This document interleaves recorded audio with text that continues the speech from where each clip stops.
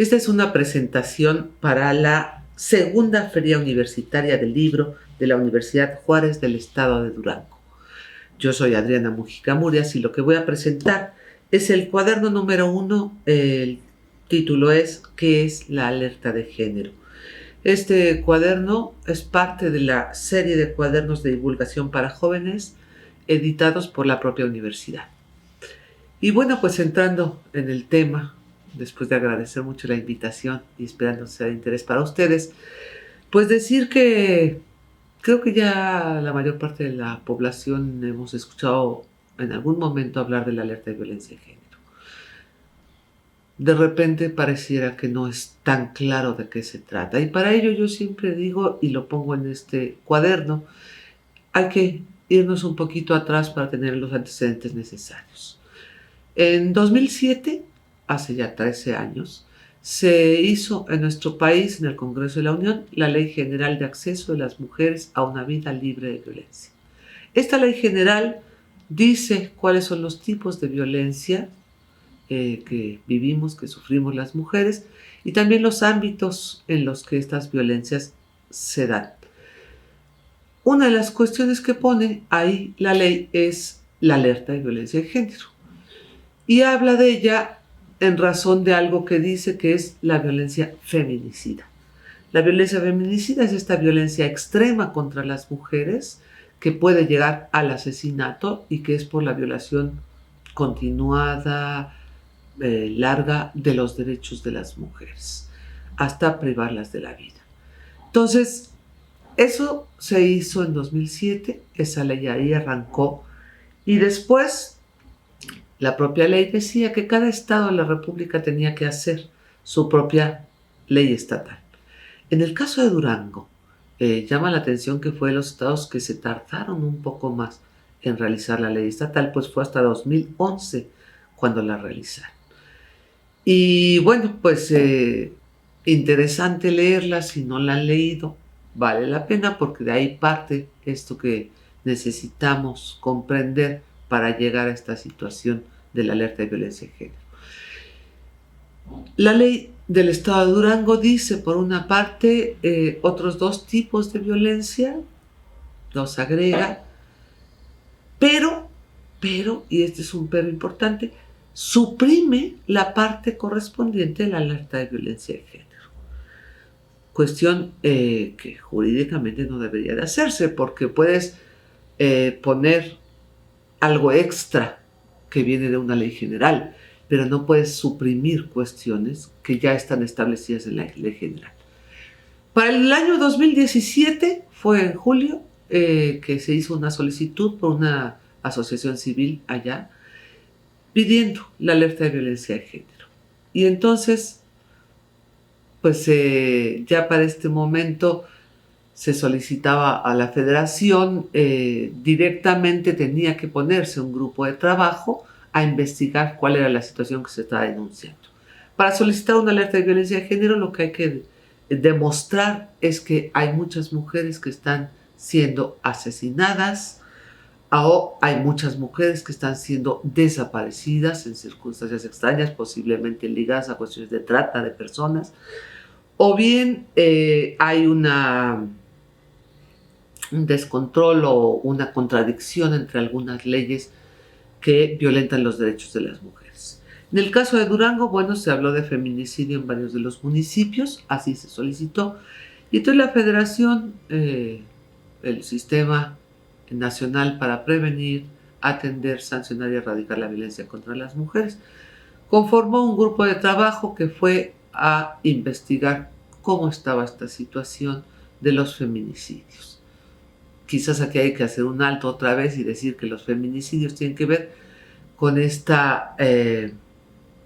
serie de características que tendrían que cumplirse para que se considere feminicidio. La principal es que haya una razón de género, esto es, que sea por el hecho de ser mujer. Yo siempre digo como ejemplo, si una mujer va caminando en la calle y se cruza descuidadamente y alguien la atropella, pues eso es un homicidio imprudencial. Si una mujer va caminando sobre la banqueta y se trepa a un coche y va sobre ella y la atropella, pues también es un homicidio imprudencial. Pero si resulta que esta mujer va caminando con seguridad en una banqueta y el coche que la busca y la está cazando hasta que ella cruza, aunque sea con cuidado, y se le avienta encima, lo viene manejando su expareja, a quien le molestó que ella terminara la relación, ahí hay una razón de género. Cada estado tiene definido el feminicidio en base a una serie de características y bueno, a veces las fiscalías no hacen bien su chamba y no todos los consideran feminicidios, aunque sí lo sean, pero ese es otro tema. El caso de la alerta es que entonces el grupo investigador fue y encontró, pues sí, una serie de cuestiones preocupantes, graves, en cuanto a las violencias contra las mujeres, especialmente la violencia feminicida. Entonces este grupo de trabajo realizó una serie de recomendaciones al estado de Durango. ¿Qué es esto del estado de Durango, así con una E mayúscula? Son el poder legislativo, ejecutivo y judicial con sus diferentes dependencias, que son quienes tienen que cumplir una serie de acciones extraordinarias. De eso se trata la alerta. Si nos regresamos otra vez al concepto que decíamos de la Ley General de Acceso de las Mujeres a una Vida Libre de Violencia o a la Ley de Durango, también para las mujeres una vida libre de violencia, vamos a encontrar que allí se les marcan a las diferentes dependencias del Estado, los diferentes poderes en un momento determinado, que tienen que cumplir una serie de acciones, que tienen que realizar políticas públicas, que tienen que hacer armonización legislativa, que tienen que juzgar, sentenciar con perspectiva de género.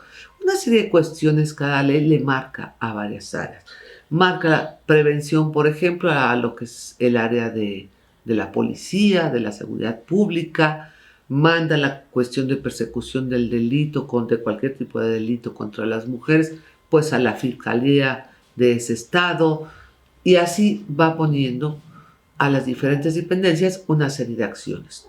También al área de educación, al área de salud, o sea, a las diferentes áreas. Y lo que nos dicen cuando se decreta una alerta de violencia de género es que esas acciones, si es que se han implementado, que es lo primero que tendríamos que checar, han sido insuficientes. Y por lo tanto hay que hacer medidas extraordinarias. ¿Qué medidas extraordinarias? Pues quizá hacer una base de datos que no esté hecha de todos los delitos de violencia contra las mujeres. Quizá hacer un seguimiento de aquellas mujeres que llegan a las áreas del sector salud con violencia física, con violencia sexual, qué seguimiento se les dio después, si resulta que una que ya había llegado golpeada en una ocasión, pues después termina siendo asesinada, o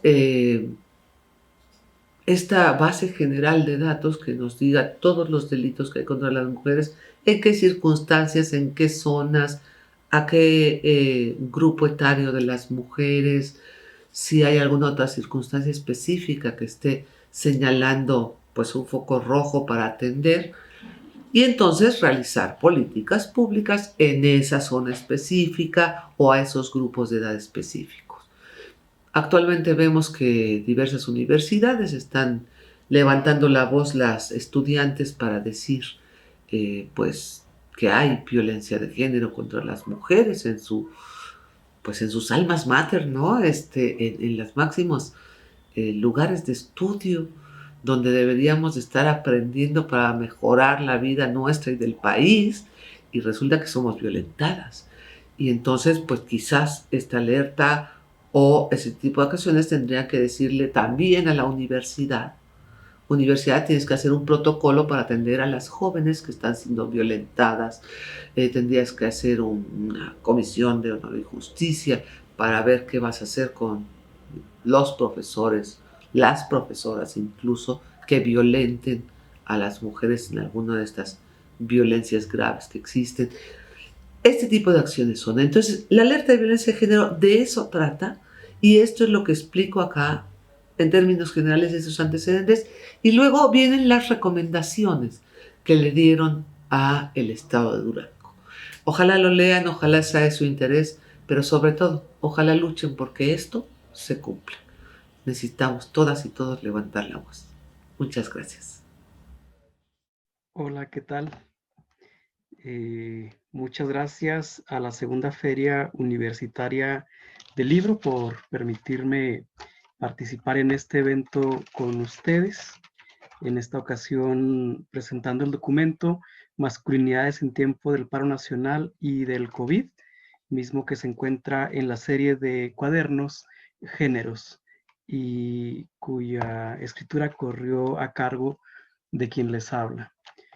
Bueno, en este documento se narra precisamente el, el hecho de parar, el hecho de pausar por dos motivos históricos sucedidos ambos en marzo del 2020. El primero de ellos tiene que ver con el paro nacional convocado por las mujeres el 9 de marzo y el segundo, el paro propiciado por el virus COVID-19. Y bueno, en ese contexto de estar detenidas, pues se hace una reflexión analizando prácticas, hábitos, costumbres dentro de las relaciones cotidianas y particularmente hablando de qué sucede con los hombres ante este tipo de situaciones, ante estos dos paros. Bueno, el primero de ellos, el paro nacional convocado por las mujeres y en el cual participaban mujeres de todas las edades, los oficios y las profesiones para protestar en contra de la violencia machista, las desigualdades, las desapariciones y por supuesto de los feminicidios, implicaría que ellas desaparecieran un día completo de la esfera pública, de todos los ámbitos en los cuales se desenvuelven cotidianamente y a partir de esto se van viendo los impactos que esto tendría en diferentes niveles. Se narra en el documento precisamente qué sucede en una maquiladora, en donde van viendo que va a traer una serie de consecuencias o de sucesos pues que nunca antes habían sucedido. Por una parte, se preguntan qué es lo que van a hacer para manejar el malestar de los hombres que se estaban quejando porque las mujeres no acudirían a laborar ese día y que reclamaban algunos de ellos como si ellas estuvieran de vacaciones sin visibilizar el trasfondo del movimiento. Inclusive también se preguntaban qué harían, les quitarían los bonos de productividad, de puntualidad, o les tomarían como un día de vacaciones o como un día de permiso. Son cosas que no habían sucedido y que nunca había habido necesidad de verlas. Es interesante cómo empiezan a surgir entonces precisamente a partir del paro nacional convocado por las mujeres, una serie de movimientos. Eso implicó que se trabajara con hombres y en el tema de masculinidades particularmente. Un aspecto interesante que se narra en el artículo, en el documento, tiene que ver con que ese día, pues bueno, se podría trabajar con hombres porque las mujeres no estarían ahí. Entonces, esto permite puntualizar sobre qué se haría ese día particularmente y en la maquila donde se tiene la experiencia, se habla de realizar algunas acciones el mismo día y el gerente ha propuesto algunas actividades mismas que son cuestionadas por una mujer feminista, gerente de una de las áreas, en donde está en desacuerdo con la propuesta que el gerente general hacía. Él pedía que el día 9 se diera una conferencia para todos los 900 empleados y que ellos fueran con una camiseta morada con una leyenda en contra de la violencia hacia las mujeres.